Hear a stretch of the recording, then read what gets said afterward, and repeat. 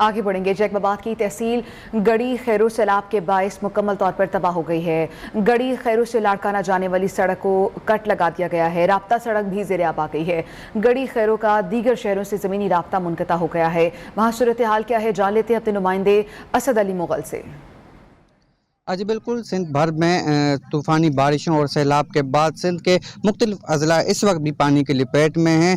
जैकाबाद ज़िले की बात की जाए तो तहसील गड़ी खैरो बुरी तरह मुतासिर हो चुका है। बलोचिस्तान से आने वाले सैलाबी रेलों ने शहर के चारों तरफ पानी ने शहर को घेरे में ले रखा है, जिसकी वजह से गड़ी खैरो शहर की 70 से 80% जो आबादी है वो नकल मकानी करके कराची, लाड़काना, सखर की जानिब चले गए हैं। लेकिन जो माली मुश्किलात का शिकार लोग हैं वो अब भी शहर में मैसूर हो चुके हैं। सड़क किनारे आबाद आर्जी खेमे लगाकर वो अपनी ज़िंदगी बसर करने पर मजबूर हो चुके हैं। मुतासिरीन से बात हुई तो उनका यही कहना है कि वहाँ पर कोई मुंतखब नुमाइंदा उनकी दाद रसी के लिए गया है, ना ही ज़िले इंतज़ामिया का कोई अफसर वहाँ पर गया है वहाँ की सूरत हाल जानने के लिए। उन्होंने मुतालबा किया है कि उनकी रेस्क्यू के लिए ठोस इकदाम किए जाएँ और उनको राशन की फराहमी समेत उनकी माली मदद की जाए। जी, राजनपुर के इलाके फाजलपुर में घर का वाहिद कफील भी सैलाबी पानी की नजर हो गया है। अजीम अली ने अपने घर वालों को बचाते हुए सैलाबी पानी में वो बह गया है। इलाके की फजा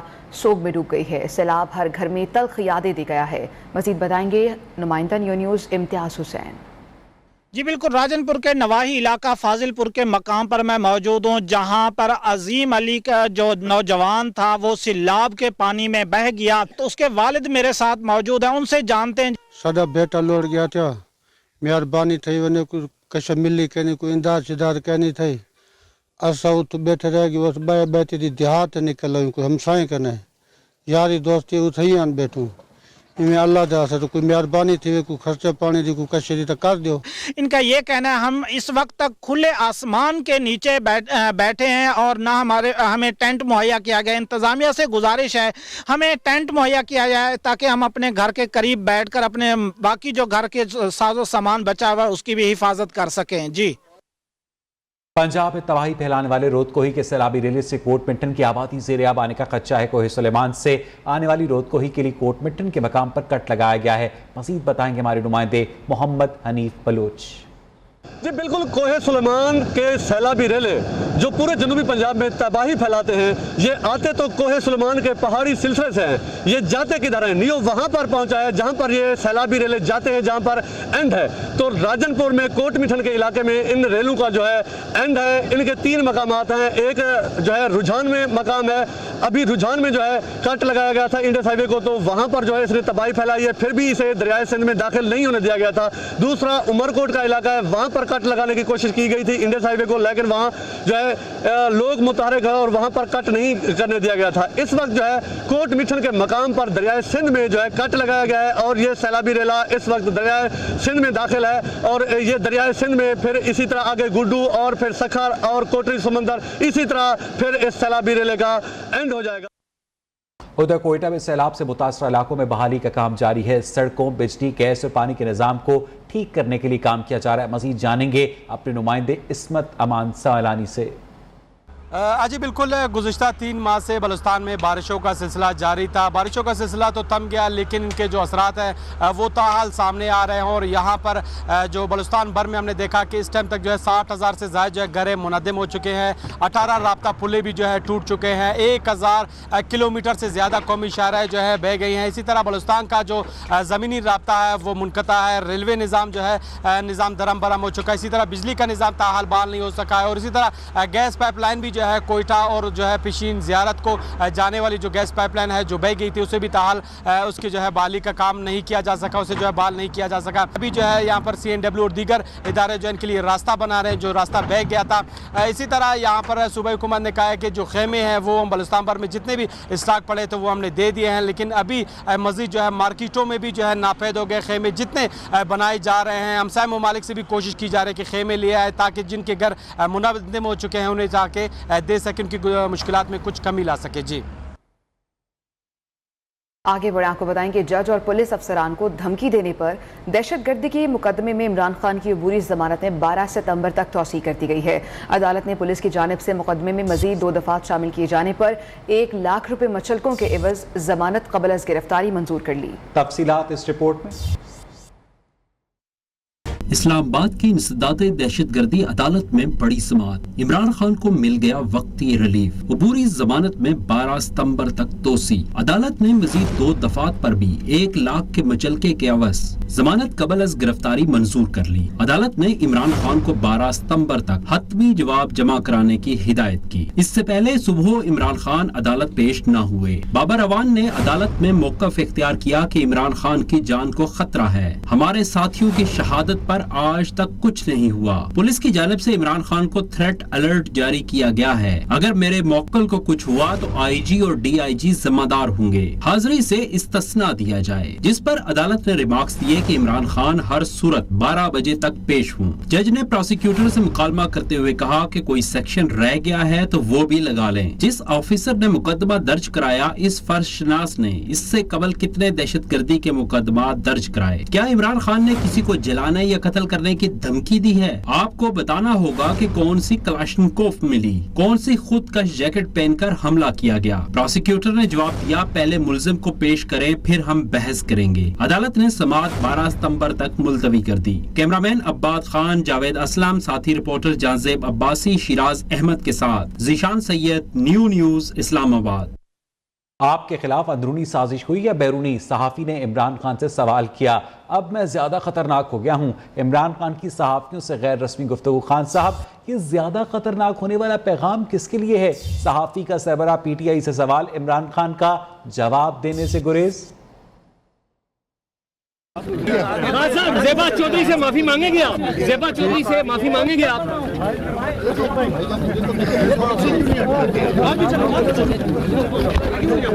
खान साहब, ये फरमाएं कि आपकी अहलिया पर इल्जाम लगा कि उसने मलिक रियाज से हीरों का हार लिया उसने हीरो का हार? बताएं। हीरे बड़े सस्ते होते हैं। रहनुमा पीटीआई असद उमर का कहना है कि इमरान खान को कौम का अंधा एतमाद हासिल है। हुकूमत झूठे मुकदमात के जरिए कुछ नहीं बिगाड़ सकती। इमरान खान की अवामी मकबूलियत का मुकाबला करने के लिए उनके पास कोई सियासी जवाब मौजूद नहीं। हुक्मरान इस हकीकत को तस्लीम कर ले, कौम इमरान खान के साथ खड़ी हो चुकी है। इलेक्शन करवाना ही मौजूदा हालात की बेहतरी का हल है। इमरान खान ने मुल्क को ऐसे हालात में धकेला जिससे निकलने में कई साल लगेंगे। नून लीग की रहनुमा शाहिद खान अब्बासी कहते हैं, शौकत तरीन की जो गुफ्तगू सामने आई है उसकी तरदीद मुमकिन नहीं। ये खत उस वक्त लिखने को कहा गया जब हुकूमत की IMF से आखिरी मीटिंग 2 दिन बाद थी। इमरान खान ने मुसलसल 4 साल इन मायदों को तोड़ा, पाकिस्तान की साख को बेपनाह मुतासर किया और आखिर में जो मायदा शौकत तरीन साहब ने फरवरी में जाकर किया था इसी साल, उसको न सिर्फ तोड़ा बल्कि एक ऐसा बोझ मुल्क पर डाल दिया जिससे निकलने में हमें कई साल लगेंगे। इमरान खान आज सरगोदा में जलसा करेंगे। कारकुन जलसा गाह पहुंचना शुरू हो गए हैं। जलसा गाह और अतराफ में 1000 एहलकार तैनात किए गए हैं। इसी पर तफसील जान लेते हैं। नुमाइंदा न्यूज़ मोहम्मद इमरान गुराया हमारे साथ लाइन पर मौजूद है। इमरान, बताइएगा जलसे के हवाले से तैयारियां कहां तक पहुंची हैं? जी बिल्कुल, मैं इस वक्त स्पोर्ट्स स्टेडियम के बाहर मौजूद हूँ, जहाँ पर आज तहरीक इंसाफ के कायद इमरान खान ने जलसा आम से खिताब करना है। और स्टेडियम के बाहर बड़ी तादाद में जो लोगों ने आर्जी दुकानें कायम की हैं, जहाँ पर तहरीक इंसाफ के जो परचम हैं, टोपियाँ हैं, झंडे हैं, बैजेस हैं और शर्ट्स वगैरह जो हैं वो ख़रीदी जा रही हैं। और मेरे साथ यहाँ पर कुछ बच्चे भी मौजूद हैं जिनका जज्बा बहुत दीदनी है। मेरे साथ ये फैमिली का बच्चे का वालिद मौजूद है, इनसे बात कर लेते हैं। मेरे बच्चे को इतना जोश है, कहते हैं अभी जाना है, अभी जाना है, मैंने झंडा लेना है, मैंने टोपी लेनी है, मैंने सब कुछ, मैंने इमरान खान को देखना है, शाम को लाजमी देखना है। जी बिल्कुल, आपने सुना कि इनका यही कहना है कि हमारा बच्चा जो है वो ज़िद कर रहा था कि इमरान खान का जलसा जो है वो हमने देखना है, क्योंकि इमरान खान हमारा लीडर है। यहाँ पर बड़ी तादाद में जो है आर्जी दुकानें कायम की गई हैं, जहाँ पर झंडे, टोपियाँ, बैजेस और शर्ट्स वगैरह जो है वो ख़रीद रहे हैं लोग। जी। उधर वज़ीर-ए-आज़म ने शमसी तवानाई से बिजली पैदा करने के मंसूबे की मंजूरी दे दी है। वज़ीर-ए-आज़म शहबाज शरीफ की ज़ेर सदारत इजलास में आवाम को बिजली के मामले में रिलीफ देने का बड़ा फैसला किया है। पहले मरहले में सरकारी इमारतों, बिजली और डीजल से चलने वाले ट्यूबवेल्स और कम यूनिट इस्तेमाल करने वाले घरेलू सारिफीन को सूरज की रोशनी से पैदा होने वाली बिजली दी जाएगी। शहबाज शरीफ ने मुतल्लिका इदारों को मंसूबे पर हंगामी बुनियादों पर काम शुरू करने की हिदायत की है। लाहौर में इलेक्ट्रिकल इंजीनियरिंग के तलबा ने सोलर हाइब्रिड सोलर इलेक्ट्रिक गाड़ी बना डाली है। इस गाड़ी की क्या खसूसियात हैं, बता रही हैं हमारी नुमाइंदा रिजवाना शेख। खुला आसमान, डूबा हुआ मकान, न खाना न पानी, ना ही कोई साइबान, बरसती बारिश, बेबसी की मंजरकशी करते सैलाब जदगान। क़यामत के इस घड़ी में ख्वाजा सलाह बरादरी किस तरह से सलाह मुतासिरीन की इमदाद के लिए पेश है, आइए आज आपको दिखाते हैं। अगर मेरे पास इस वक्त 4 सूट है ना, मैं 2 सूट दे सकती हूँ। खेमे में ऑर्डर देकर आई हूँ और तकरीबन 20 चटाई हैं, प्लास्टिक की चटाई हैं, वो भी मैं ऑर्डर देकर आई हूँ। मैं इंशाल्लाह जा रही हूँ तौसा और डीजी खां वाली साइड पर। जिन लोगों के छोटे छोटे बच्चे हैं, छोटी छोटी जानें चली गई हैं, जिन लोगों के पास छाती भी नहीं है, खाने पीने का कुछ सामान भी नहीं है, ठीक है ना, हम उनके लिए इतनी मदद कर रहे हैं तो दूसरे लोग क्यों नहीं उसकी मदद करनी चाहिए उनकी, लोगों की मदद, गरीबों की। हम ख्वाजा सराय हैं, देखो हम तो दुर्गाए होते हैं, घर के भी बाहर के भी, हर टाइम हमें कोई भी एक्सपेक्ट नहीं करता है, और ये मैं हाथ बांध के अपनी ये गुजारिश यही मेरी है कि उनके लिए मदद के लिए जाएं। ख्वाजा सरा सलाह मुतासिरीन की मुश्किलात में कमी के लिए दुआएं मांगते भी नजर आए। कैमरामैन हारिस आरिफ के साथ रिजवाना शेख, न्यू न्यूज़ लाहौर। आलमी मालियाती फंड से कर्ज की रकम मिलने के बाद रुपए की कदर में मजीद इस्तेहकाम आ गया है। इंटरबैंक में आज ट्रेडिंग के दौरान डॉलर 1.5 रुपया सस्ता हो गया है। इस वक्त डॉलर 217 रुपये 25 पैसे में ट्रेड हो रहा है। गुज़श्ता एक माह में डॉलर 21 रुपये सस्ता हो चुका है। IMF ने गिरते हुए रुपए को सहारा दे दिया। इंटरबैंक मार्केट में रुपया मुसलसल मजबूत हो रहा है। IMF के साथ कर्ज मुआहदे की तजदीद ने रुपए को नई जिंदगी दे दी। 3 दिन में डॉलर 2.5 रुपए सस्ता हो गया। गुज़िश्ता हफ्ते के आखिरी रोज डॉलर का भाव 220 रुपए 80 पैसे था। IMF ने कर्ज मुआहदे के तहत पाकिस्तान को 1 अरब 17 करोड़ डॉलर अदा कर दिए। आइंदा साल जून तक IMF पाकिस्तान को 3.5 अरब डॉलर कर्ज देगा। IMF मुआहदे के बाद आलमी मालियाती इदारों के दरवाजे भी पाकिस्तान के लिए खुल गए। World Bank, Asian development bank, इस्लामी तरक्याती बैंक समेत कई इदारों के साथ कर्ज के मुआहदे जल्द तय पा जाएंगे। अगस्त में डॉलर 21 रुपए सस्ता हुआ। 1 अगस्त को डॉलर का रेट 240 रुपए था। 31 अगस्त को डॉलर की कीमत 219 रुपए पर बंद हुई। पेट्रोल सस्ता करने की ओगरा की समरी एक बार फिर मुस्तरद कर दी गई है। हुकूमत ने पेट्रोल 2 रुपये 7 पैसे मजीद महंगा कर दिया है। नई कीमत 235 रुपये 98 पैसे फी लीटर हो गई है। शहरी फट पड़े, कहते हैं कि 2 वक्त की रोटी पूरी करें या पेट्रोल डलवाएं। महंगाई के बायस जिंदगी गुजारना बहुत मुश्किल हो चुका है। हुकूमत को रहम करना चाहिए। 1 साल के बाद जो है ना वो पेट्रोल की कीमतों में इजाफा हो रहा था। अभी तो बार बार अभी एक दिन 24 घंटे के दौरान जो है पेट्रोल महंगा हो रहा है। मैं गरीब आवाम को यही करना पड़ेगा कि मोटरसाइकिल, गाड़ी वगैरह सब कुछ घर में ही खड़ी करेंगे। पहले इतना महंगा हो चुका है पेट्रोल, और मजीद अगर और भी महंगा होगा आवाम क्या करेगी। बिजली का बिल भरे, पेट्रोल डलवाए, खाना बंद कर दे। कहते हैं कि हम पेट्रोल कम कर रहे हैं, फिर कहते हैं कि हमने बढ़ा दिया, दूसरे दिन पता चलता है ये गरीब आवाम कहाँ जाए। ये पेट्रोल का रेट बढ़ता जा रहा है। वो दिन में दिन आज फिर 2-2.5 रुपये बढ़ गए, 236 रुपये 45 पैसे हो गए पेट्रोल। गरीब आवाम किधर जाए। कोई भी चीज़ मतलब कि लेने जाओ तो मतलब कि यही कहा जाता है जी पेट्रोल बढ़ गया, किराया ज़्यादा हो गया है, हम क्या कर सकते हैं। मैं अभी ज़िला रहीमिया खां से आ रहा हूँ, सिलाब से आ रहा हूँ। 2500 बस का किराया जुल्म है, या 1000-1200 होता था।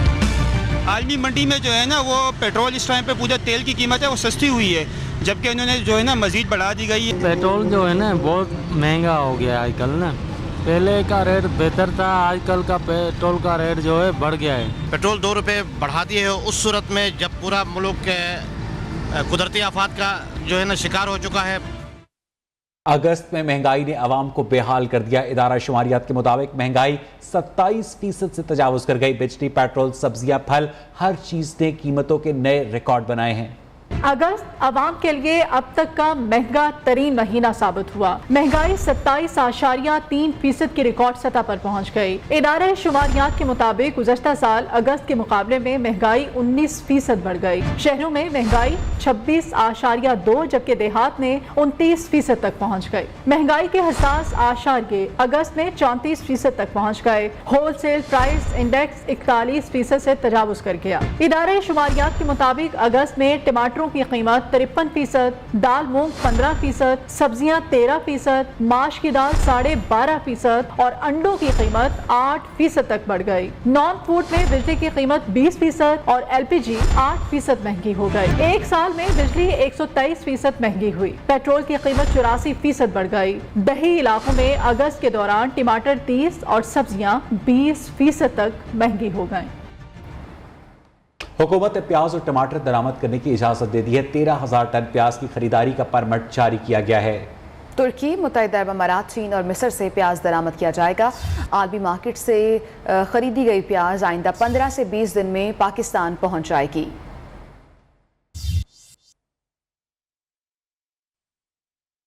ब्रेक के बाद आपको बताएं, 4 सदा में सैलाब से जहां बड़े पैमाने पर आबादी मुतासर हो गई है, वहां मवेशी भी बीमारियों का शिकार हो रहे हैं। मुतासरा इलाकों में जानवरों ने खुराक छोड़ दी। मजीद जानेंगे 4 सदा में मौजूद अपने नुमाइंदे जमील खान से।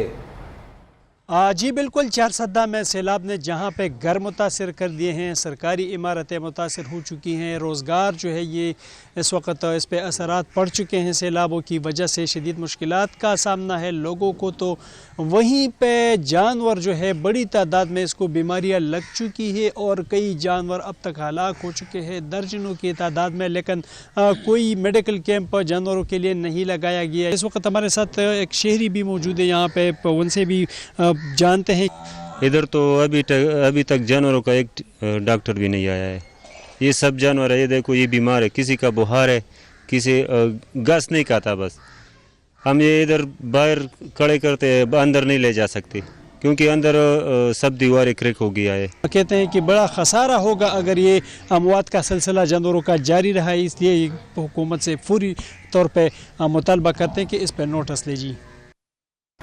कराची में बारिशों ने सड़कों का हुलिया बिगाड़ कर रख दिया है। शहर की कोई सड़क टूट फूट से नहीं बच सकी। गहरे गड़े कराची की सड़कों की अब पहचान बन गए हैं। रिपोर्ट कर रहे हैं हमारे नुमाइंदे शफकत अजीज।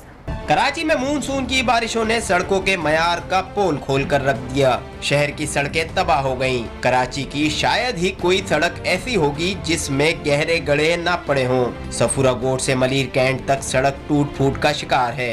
ये रोड तकरीबन 7 से 8 साल से जब से ये टैंकर यहाँ पर चले, इसकी वजह से काफ़ी सारा मुतासर है और काफ़ी सारी मिट्टी उड़ रही है, बहुत सारा तकलीफ भी बना हुआ पड़ा है। एडमिनिस्ट्रेटर कराची मुर्तुजा वहाब ने बताया सड़कों की मरम्मत के लिए 1.5 अरब रुपए जारी कर दिए हैं। 1 अरब रुपए बल्दिया उस्मा कराची को वजीर आला सिंध ने दिए ताकि हम कराची की मुख्तलिफ सड़कों की तज़ीन व आराइश कर सके, उनकी अस्तरकारी कर सके। मानसून की बारिशें हर साल कराची की सड़कों के लिए तबाही लेकर आती है। हुकूमत आज तक मयारी सड़कें न बना सकी। कैमरामैन मोहम्मद नौमान खान के साथ शफकत अजीज, नियो न्यूज कराची। पाकिस्तान के तीसरे बड़े शहर फैसलाबाद की गलियों में गटर उबलने लगे हैं। गलियां कई माह से सीवरेज के पानी में डूब चुकी हैं, जिसके बायस शहरी परेशान नजर आते हैं। रिपोर्ट करेंगे वक्कास शिराज। फैसलाबाद शहर में सीवरेज सिस्टम नाकारा, सड़कें बर्बाद, निज़ाम जिंदगी दरम बरम। अरसा दराज से सीवरेज की नाकिस तरीन सूरत हाल से शहरी शदीद परेशानी में मुब्तला हो गए। सीवरेज सिस्टम तबाह होने से गटर उबल पड़े। गंदा पानी जमा होने के बायस गली कूचे जोड़ों का मंजर पेश करने लगे। गंदे पानी से उठने वाले ताउफन से न सिर्फ सांस लेना मुहाल, जबकि मच्छरों और दीगर कीड़े मकोड़ों से बीमारियां फैलने का खदशा भी बढ़ने लगा। सीवरेज का निज़ाम है ना बहुत ज्यादा खराब है, गटर उबल रहे हैं, कोई मसले के काम करने वाला नहीं इधर है। MD वासा कहते हैं इनकी टीमें वसाइल के मुताबिक काम में मसरूफ हैं। तमाम आबादियों के अंदर ये मसाइल हैं, हम आबादियों को सबसे पहले टेकअप करेंगे और उसमें हमने ये काम शुरू कर दिया है। शहरियों ने मुतालबा किया है कि जिले इंतजामिया वासा की कारकर्दगी को बेहतर बनाने के लिए इकदाम उठाए ताकि उनकी मुश्किलात कम हो सकें। शहर की अहम शराहों पर सीवरेज का ये खड़ा पानी वासा हुकाम की नाकिस कारकर्दगी का मुँह बोलता सबूत है, जिसके बाद शहरी की मुश्किलात में भी इजाफा होता चला जा रहा है। कैमरामैन वकार अहमद के साथ वकास शिराज, न्यू फैसलाबाद। पंजाब के वजीर कानून राजा बशारत प्रेस कॉन्फ्रेंस कर रहे हैं। जिन्होंने हमारे साथ दिन रात काम किया, मैं उन अफवाज पाकिस्तान का भी शुक्रिया अदा करना चाहता हूँ। और ख़ास तौर पर मैं यहाँ ये कहना चाहूँगा कि चीफ मिनिस्टर पंजाब चौधरी परवेज़ इलाही साहब ज़ाती तौर पर सारे रिलीफ ऑपरेशन की निगरानी करते रहे और हमारे अफसरान चीफ सेक्रेटरी वहाँ पर मौके पर मौजूद रहे।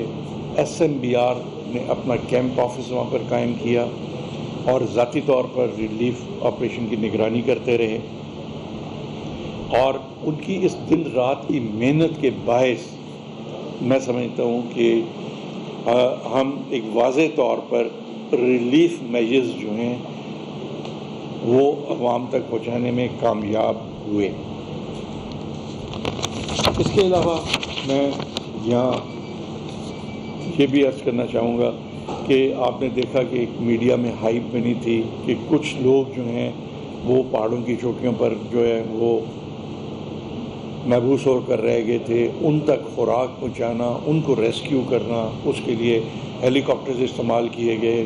चीफ मिनिस्टर पंजाब ने अपना हेलीकॉप्टर दिया, आर्मी के हेलीकॉप्टर्स इस्तेमाल होते रहे और अल्लाह ताला के फजल करम तक हम उन लोगों तक जो है वो इमदाद पहुंचाने में भी कामयाब हुए जो पहाड़ की चौकियों पर जो है महबूस होकर रह गए थे।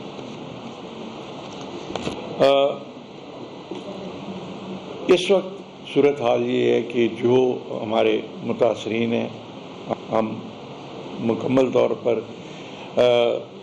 उनकी देखभाल कर रहे हैं, उनको खाना भी दिया जा रहा है और इसके अलावा सबसे ज़्यादा ज़रूरत जो थी वहाँ पे टेंटेज की थी कि टेंट्स थे उनकी फराहमी इब्तदाई तौर पर हमें कुछ मुश्किलात का सामना करना पड़ा और उसकी बुनियादी वजह ये थी कि मार्केट में इतनी ज़्यादा तादाद में टेंट्स अवेलेबल नहीं थे, लेकिन उसके बाद हमने मैनेज किया और अपनी रिक्वायरमेंट के मुताबिक हम आज भी मार्केट से टेंट।